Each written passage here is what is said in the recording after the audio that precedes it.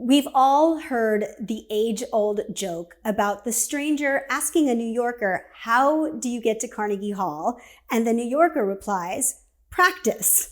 We all know that practice makes perfect, but you might not know why or how to do it. Stay tuned for this Moxie Talk, and we are going to unpack a rehearsal and practice strategy that works, builds confidence, even when you're quaking in your boots. Stay tuned.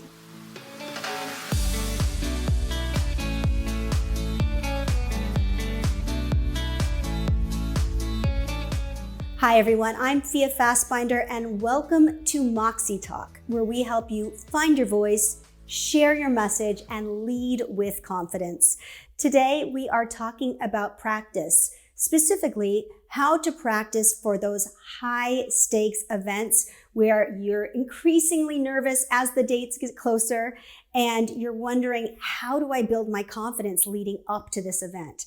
Now, I know a thing or two about practicing for high stakes events, not only as an actor back when I was in New York City, but after helping hundreds of clients practice for boardroom meetings, executive briefings, keynotes, even TED Talks. Talk about having to perform when the pressure's on.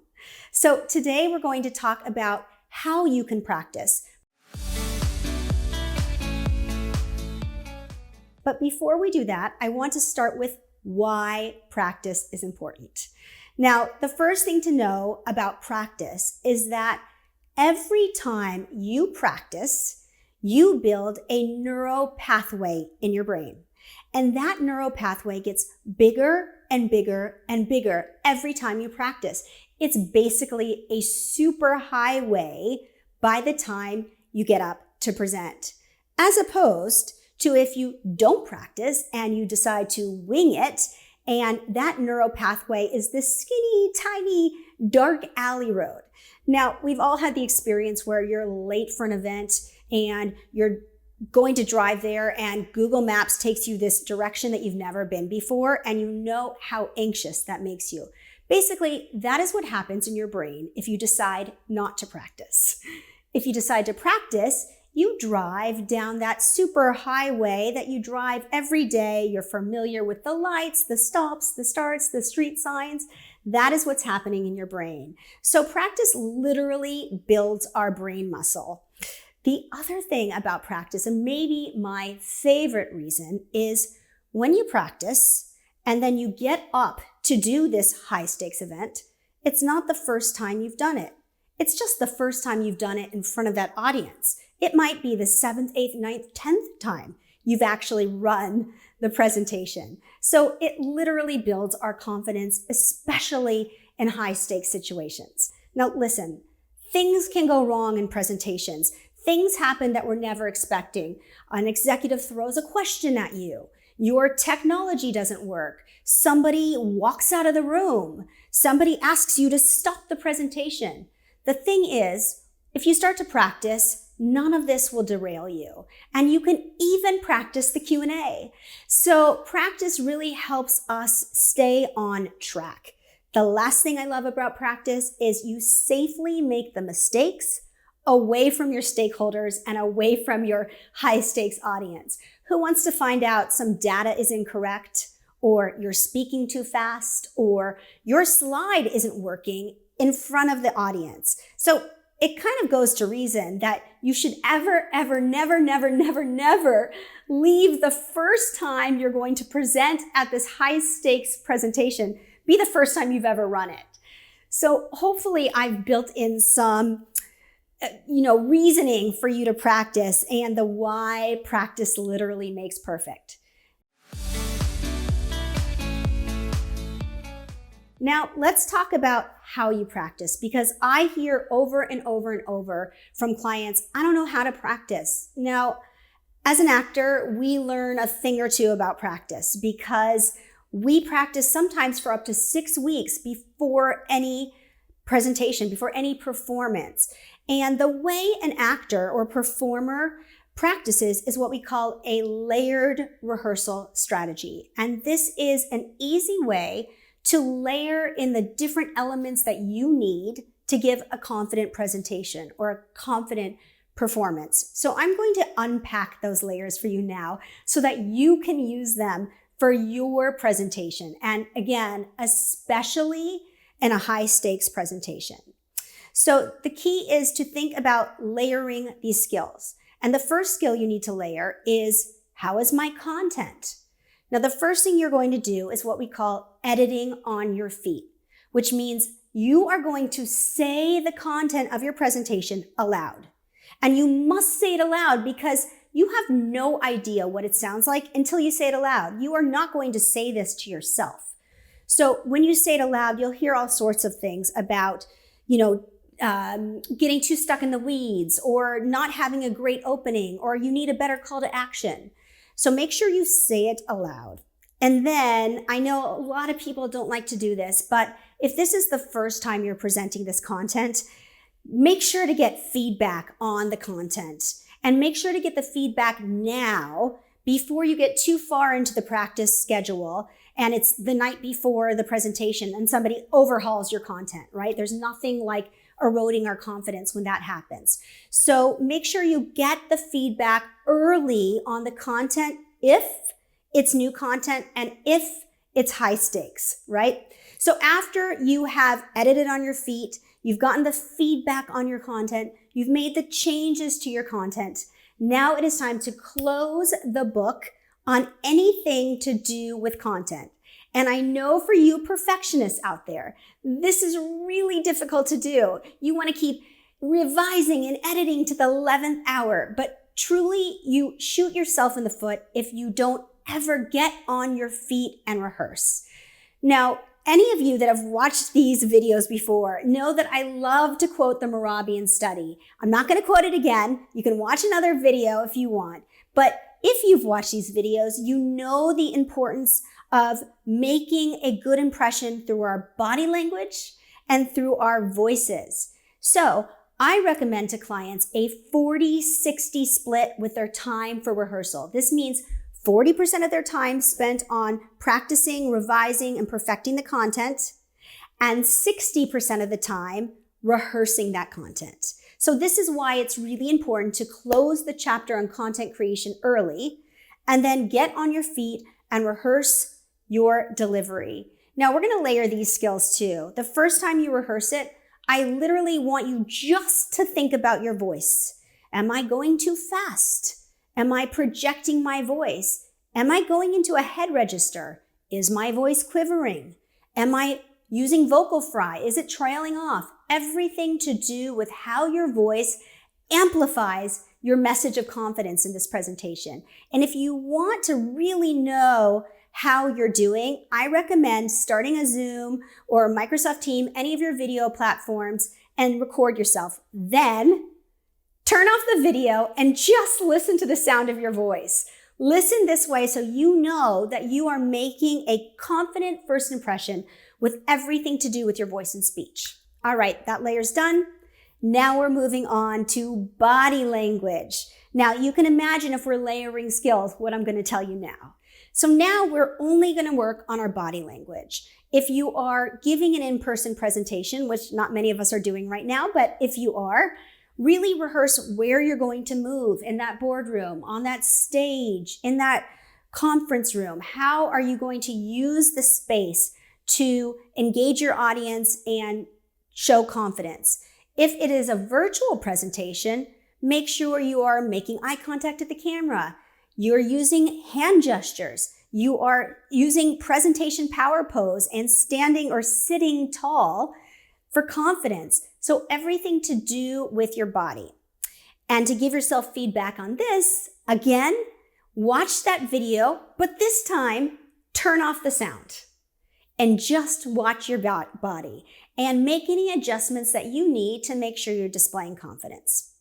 Now it's time to add in any technology you're going to use. If you're working with a PowerPoint or visual aids, bring them in now, rehearse again, making sure you're bringing in all of those elements so we're getting as close to the real thing as possible. This includes if you're using external mics, external cameras, lights, set them up as if it's the real thing and really practice as close to the real scenario as possible. This is where your confidence is going to come. And last but not least is getting feedback on the delivery. And you can ask somebody close to you, a spouse, a trusted advisor, a work colleague, a friend, to watch your presentation and give you some comments on the delivery. Now, the last step, which nobody likes to do as far as feedback, is if this presentation is important enough that you must nail it, that failure is not an option, I highly recommend you invite an audience and you do a dry run or a mock presentation before you go into that high stakes situation. I guarantee it will help you desensitize. It helps get out the jitters. I've heard lots of stories about people that we think are famous now doing this. Susan Cain, who gave her TED Talk on introverts, literally brought a couch on stage, invited her closest friends, and ran her presentation and asked for feedback prior to doing her world famous TED Talk. So there you go. Those are the stages of a layered rehearsal strategy. So we're really layering these skills so they don't get overwhelming. Now, let's talk a little bit about that idea of not getting overwhelming. So we all hear about this idea of BHAG, right? Big, audacious, hairy goals.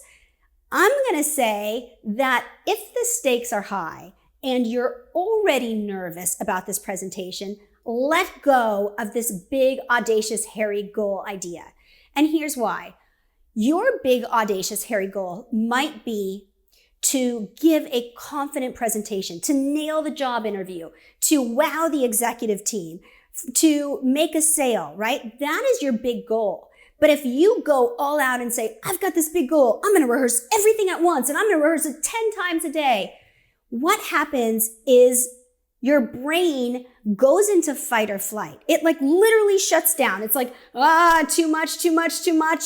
And then we do all sorts of things like procrastinate, we're never going to get it anyways. We start to catastrophize.